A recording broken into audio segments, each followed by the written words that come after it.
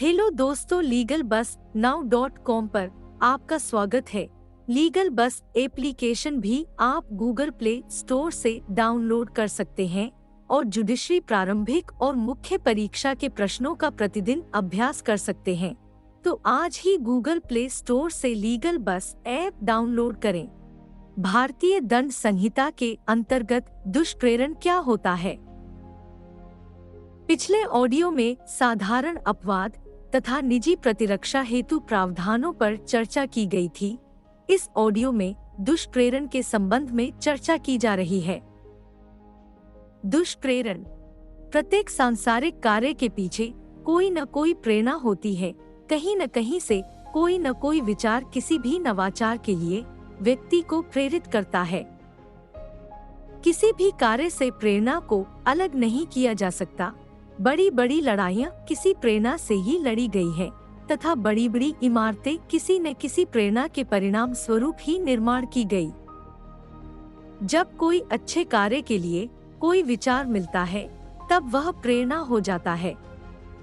कभी कभी प्रेरणा निकलकर सामने आती है तथा यह तथ्य मालूम होता है कि जो कार्य किया गया है उसके पीछे कोई न कोई प्रेरणा तो थी। सामाजिक जीवन में सहायता का तत्व इस प्रकार घुल मिल गया है कि हम उसे चाहते हुए भी अलग नहीं कर सकते। आज हमारा संपूर्ण जीवन प्रत्येक गतिविधि सहयोग पर निर्भर करती है।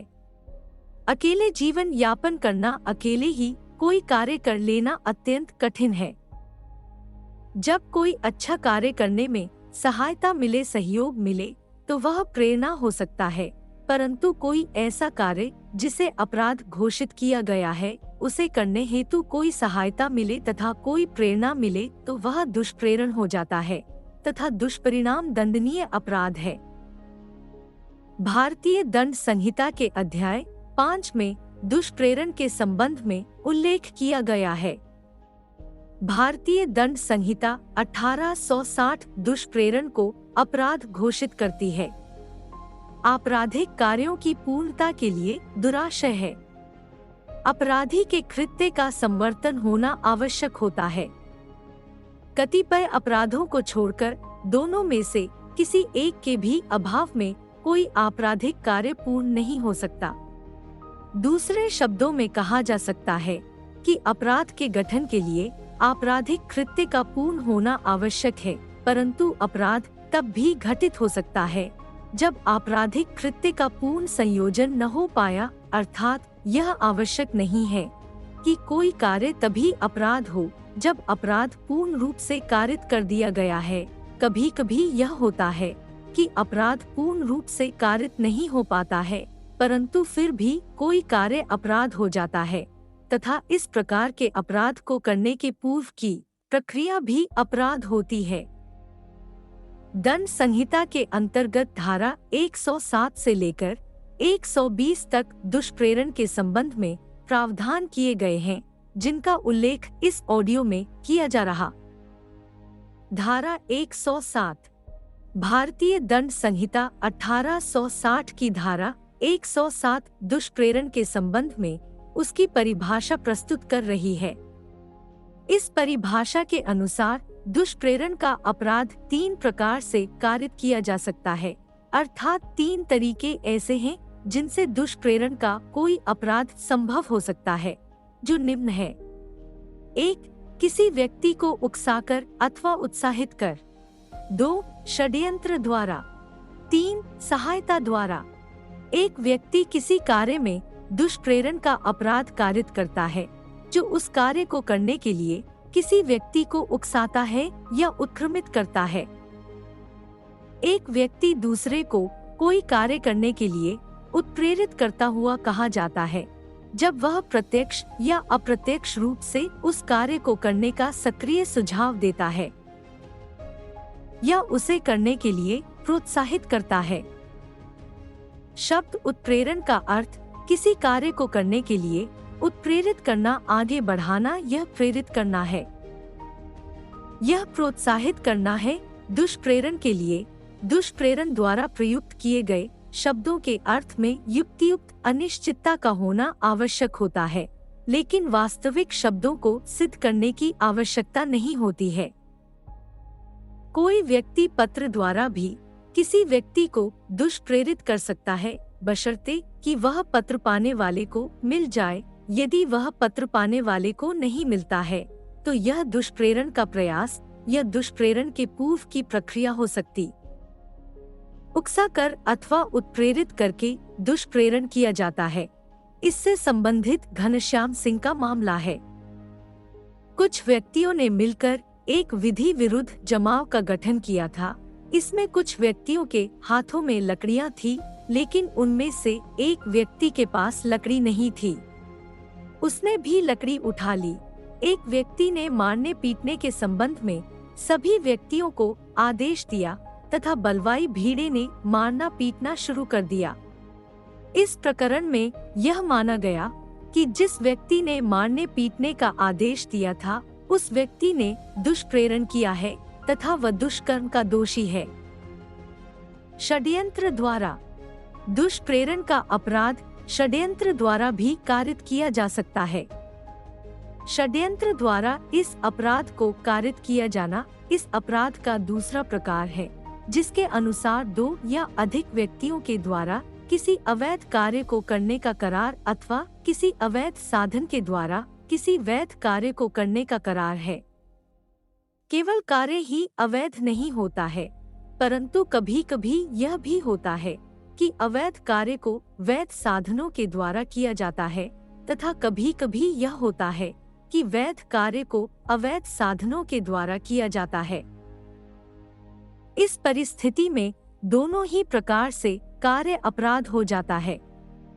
यहाँ यह उल्लेखनीय है कि दुष्प्रेरक का उस व्यक्ति के साथ सम्मिलित होना आवश्यक नहीं है जो अपराध कारित करता है। इतना ही पर्याप्त है कि वह किसी व्यक्ति को अपने षड्यंत्र में सम्मिलित कर ले, जिसके परिणाम स्वरूप वह व्यक्ति अपराध कर बैठे। एक मामले में अभियुक्त ने इस तरह से कहा कि यदि मरते मरते राम राम कहे तो वह सती हो जाएगी। वह उस स्त्री की चिता तक गया, उसने राम राम का उच्चारण किया और चिता में आग लगा दी गई और महिला जल मरी। प्रकरण में निर्धारण किया गया है कि अभियुक्त आत्महत्या के दुष्परिणाम का दोषी है। सहायता द्वारा दुष्प्रेरण का अपराध किए जाने का तीसरा प्रकार सहायता द्वारा अपराध किया जाना है।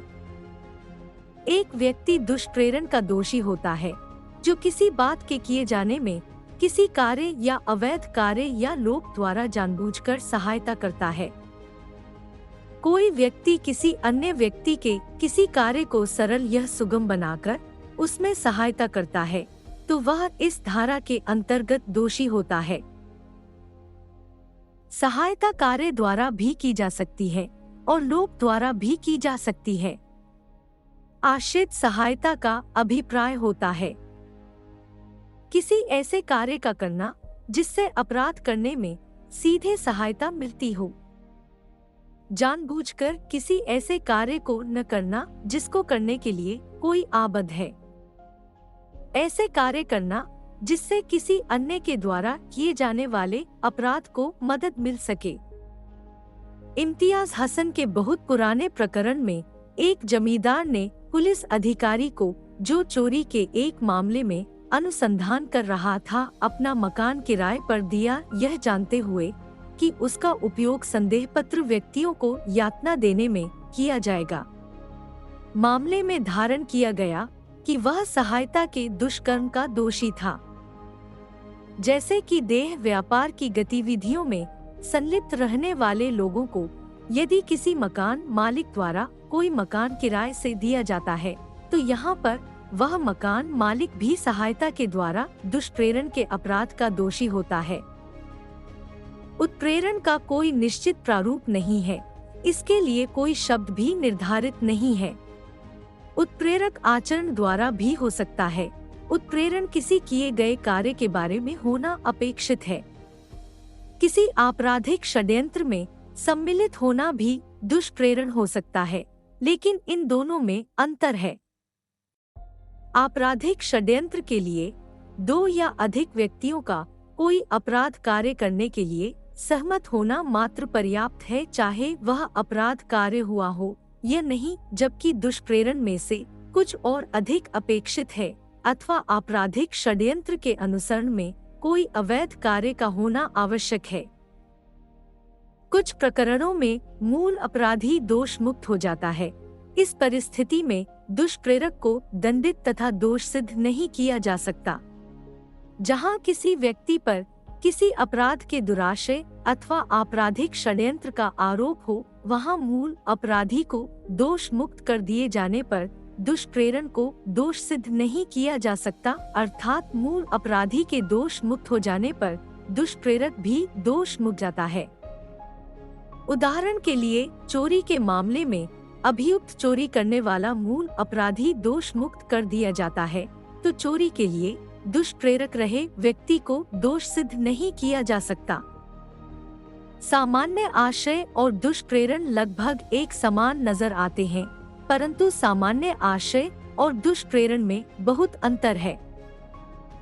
सामान्य श्रेणी के अंतर्गत एक आपराधिक कृत्य कई व्यक्तियों द्वारा उन सबके सामान्य आशय को अग्रसर करने में किया जाता है। प्रत्येक व्यक्ति उस कार्य के लिए उसी प्रकार उत्तरदायी होता है, मानो वह कार्य उस अकेले द्वारा किया गया हो, जबकि दुष्प्रेरण में एक व्यक्ति अपराध होने के पूर्व उकसाने द्वारा या सहायता द्वारा अथवा षड्यंत्र द्वारा अपने को दुष्प्रेरक के रूप में दंडनीय बना लेता है। सामान्य आशय के अंतर्गत किसी दुष्प्रेरण का होना आवश्यक नहीं है। इसी प्रकार दुष्प्रेरण के अंतर्गत सामान्य आशय का होना आवश्यक नहीं है। सामान्य आशय से दुष्प्रेरण का क्षेत्र विस्तृत है।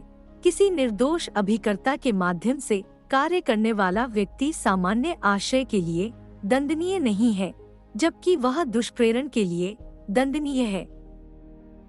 धारा 108 भारतीय दंड संहिता की धारा 108 दुष्प्रेरक की परिभाषा प्रस्तुत कर रही है। इस धारा के अनुसार वह व्यक्ति दुष्प्रेरक होता है जो अपराध करने का दुष्प्रेरण करता है। किसी ऐसे कार्य के किए जाने का दुष्प्रेरण करता है जो यदि किसी ऐसे व्यक्ति द्वारा किया जाता है जो शारीरिक अथवा मानसिक क्षमता से पीड़ित नहीं है, तो अपराध होता है। दुष्प्रेरण का आशय दुष्प्रेरण करने वाले व्यक्ति के आशय पर निर्भर करता है, न कि उस व्यक्ति के ज्ञान पर जिन्हें उसने अपने लिए अपराध करने हेतु नियोजित किया है। अपराध हो जाने के बाद यदि कोई व्यक्ति अपराधकर्ता के लिए कोई ऐसा कार्य करता है जो यदि पहले किया जाता तो अपराधकर्ता के लिए सहायक होता, दुष्प्रेरण का कार्य नहीं माना जाता। यदि किसी व्यक्ति को प्रमुख अपराधी के रूप में दंडित किया जा चुका है, तो उसे उसी अपराध के लिए दंडित नहीं किया जा सकता। दुष्प्रेरण का अभियोग साक्ष्य द्वारा साबित किया जाना चाहिए। इस्तियाक बनाम उत्तर प्रदेश राज्य के प्रकरण में यह अभिनिर्धारित किया गया है कि जहां अभियुक्त पर यह आरोप लगाया गया है कि उसने एक व्यक्ति पर गोली चलाने के लिए सहअभियुक्त को उत्साहित किया था और अभियोजन का साक्षी इस संबंध में संतोषजनक न रहा हो, वहां अभियुक्त के पक्ष में संदेह का लाभ मिलना चाहिए। इसी प्रकार मेरा लिली बनाम केरल राज्य के मामले में यह भी निर्धारित किया गया है कि जहां अभियुक्त के विरुद्ध अपराध में सहभागिता और दुष्प्रेरण का कोई साक्ष्य न हो, वहां केवल इस परिस्थिति के आधार पर कि अभियुक्त नहीं, अभियुक्त का भाई आपराधिक कार्यकलापों में लिप्त रहता था और अड्डा चलाया करता था, अभियुक्त को दुष्प्रेरण का दोषी नहीं माना सकता।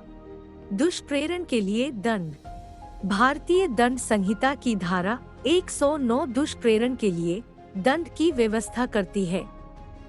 धारा के अंतर्गत दुष्प्रेरण का उत्तरदायित्व वही निर्धारित किया जाता है जो प्रमुख अपराधकर्ता का हो सकता है। इसके लिए यह सिद्ध किया जाना आवश्यक है कि प्रमुख अपराधकर्ता ने उस दुष्प्रेरण के परिणाम स्वरूप ही अपराध किया है तथा दुष्प्रेरण के कार्य पर दंड प्रदान करने के लिए इस संहिता में किसी अभिव्यक्त प्रावधान का उल्लेख नहीं किया गया है। अपराध की जाते समय दुष्प्रेरक की उपस्थिति। यदि दुष्प्रेरक प्रेरित अपराध कार्य किए जाने के समय उपस्थित रहता है तो यह समझा जाएगा कि उसने स्वयं अपराध कारित किया है। इस प्रकार की धारा 114 ऐसे मामलों में प्रयोग होती है जहां दुष्प्रेरक किसी भिन्न स्थान पर कोई अपराध कारित करने के लिए दुष्प्रेरित करता है एवं अपराध कार्य किए जाने के समय एवं स्थान पर उपस्थित हो जाता है। उदाहरण के लिए, जो षड्यंत्रकारी अपने मित्रों को किसी घर में प्रवेश करते हुए उनसे लूटते हुए घर के बाहर खड़े होकर आंखों से देखता रहता है, वह धारा 114 में दंड से नहीं बच सकता। भारतीय दंड संहिता की धारा 34 धारा 114 में बहुत ही सूक्ष्म अंतर है। धारा 34 उस समय पर प्रयोज्य होती है जब कोई आपराधिक कार्य सामान्य आशय की पूर्ति के लिए सबके द्वारा किया गया हो। इसके अनुसार आपराधिक कार्य किए जाने के समय यह आवश्यक नहीं है कि अपराधी स्वयं उपस्थित रहे, जबकि धारा 114 के अंतर्गत प्रेरक को आपराधिक कार्य किए जाने समय उपस्थित रहना आवश्यक होता है, चाहे वह उसमें सक्रिय भाग ले या नहीं ले। सामान्य आशय वहाँ भी घटित हो जाता है जहाँ पर इस प्रकार का आशय रखने वाला व्यक्ति उपस्थित नहीं हो, जबकि धारा 114 दुष्प्रेरक की उपस्थिति पर बल दे रही है। इस स्थान पर उपस्थित होना चाहिए जिस स्थान पर अपराध घटित हुआ है। धारा 115 भारतीय दंड संहिता की धारा 115 के अनुसार यदि कोई व्यक्ति मृत्यु आजीवन कारावास से दंडनीय अपराध का दुष्प्रेरण करता है और ऐसे दुष्प्रेरण के लिए दंड के लिए कोई विशेष उपबंध नहीं किया गया है, तो दुष्प्रेरक को 7 वर्ष तक की अवधि के कारावास से दंडित किया जाएगा और वह जुर्माना से भी दंडनीय होगा, बशर्ते कि ऐसा अपराध कारित नहीं किया गया हो। परंतु यदि दुष्प्रेरण के परिणाम स्वरूप चोट आ गई हो तो दुष्प्रेरक को 14 वर्ष की अवधि के कारावास से दंडित किया जाएगा।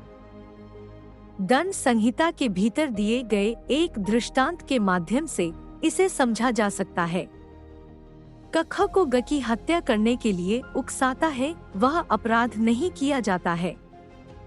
यदि ख ग की हत्या कर देता तो वह मृत्यु या आजीवन कारावास के दंड से दंडनीय होता। इसलिए कारावास से जिसकी अवधि 7 वर्ष तक की हो सकेगी दंडनीय है और जुर्माने से भी दंडनीय है। यदि दुष्प्रेरण के परिणाम स्वरूप क को कोई चोट कारित हो गई जाती है तो वह कारावास से जिसकी अवधि 14 वर्ष तक की हो सकेगी दंडनीय होगा और वह जुर्माने से भी दंडनीय होगा। धारा 115 इस प्रकार के अपराधों में प्रयोज्य होती है जो मृत्यु या आजीवन कारावास से दंडनीय अपराध होते हैं। धारा 117 भारतीय दंड संहिता की धारा 117 राजनीतिक और सामाजिक द्वेष के अंतर्गत अपराध कारित किए जाने के संदर्भ में लागू होती है। इस धारा के अनुसार 10 से अधिक व्यक्तियों को एक साथ उकसाकर यदि कोई अपराध कारित किया जाता है तो 7 वर्ष तक का कारावास दिया जा सकेगा। इस धारा के अनुसार किसी पंथ या समाज पर कोई हमला किया जाना या फिर पर्चा चिपकाकर या फिर कोई सभा बुलाकर 10 से अधिक व्यक्तियों को किसी अपराध को करने हेतु उकसाया जाना सम्मिलित है। आज अनेकों ऐसे धार्मिक और राजनीतिक जलसों में इस प्रकार का दुष्प्रेरण देखने को मिलता है जहां पर किसी नेता द्वारा 10 से अधिक व्यक्तियों को किसी पद या किसी दल के विरुद्ध कोई अपराध करने हेतु उकसाया जाता है। भारतीय दंड संहिता की धारा 120 के अंतर्गत किसी अपराध को किए जाने की सूचना को छुपाना भी अपराध होता है। किसी अपराध को संश्रय देना, किसी योजना की जानकारी होते हुए भी उसकी जानकारी को छुपाए रखना तथा किसी अपराध को सूकर बनाना भी दंडनीय अपराध है।